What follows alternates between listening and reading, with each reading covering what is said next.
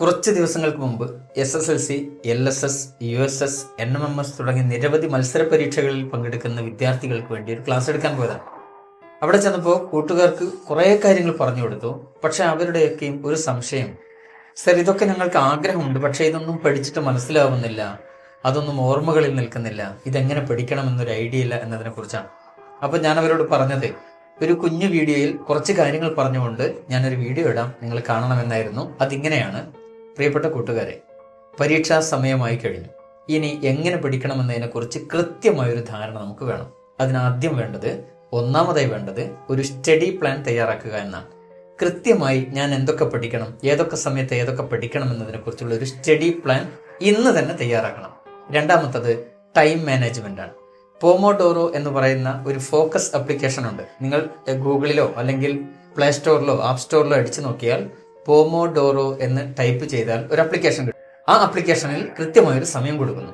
25 minute പഠിക്കുന്നു, 5 minute rest എടുക്കുന്നു, വീണ്ടും 25 മിനിറ്റ് പഠിക്കുന്നു, 5 മിനിറ്റ് റെസ്റ്റ് എടുക്കുന്നു. ആ സമയത്തൊക്കെ നിങ്ങൾ ശ്രദ്ധിക്കേണ്ടത് പോമോഡോറോയിലെ സമയത്തെയല്ല, അത് ഓട്ടോമാറ്റിക്കായിട്ട് അത് റിങ് ചെയ്യും, നമുക്ക് സമയം മനസ്സിലാകും. അതതിൻ്റെ വഴിക്ക് നടക്കട്ടെ.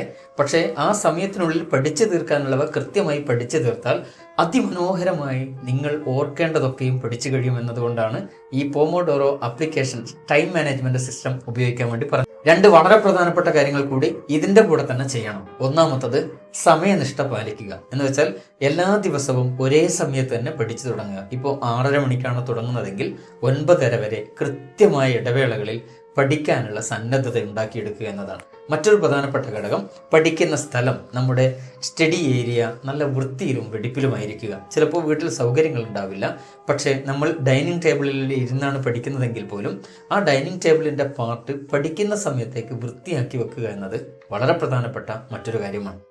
കൂടുതൽ ഡീറ്റെയിൽസുകൾ നമ്മൾ അടുത്ത വീഡിയോയിൽ പറയാം. ഒരു കാര്യം കൂടെ ഓർത്തു വെക്കുക, പഠിക്കുന്നതിനെ കുറിച്ചുള്ള ഒരു റിവ്യൂ ഓരോ ദിവസവും കൃത്യമായി അവസാനിപ്പിച്ചതിന് ശേഷം മാത്രമേ കിടന്നുറങ്ങാവൂ. കാരണം നമ്മുടെ ഓർമ്മകളിൽ കിടക്കുന്ന സമയത്ത്, വിശ്രമ സമയത്ത് ഓർമ്മകളായി വരണമെങ്കിൽ ആ റിവ്യൂ നോട്ട് നിർബന്ധമായും നിങ്ങൾ തയ്യാറാക്കിയിരിക്കണം.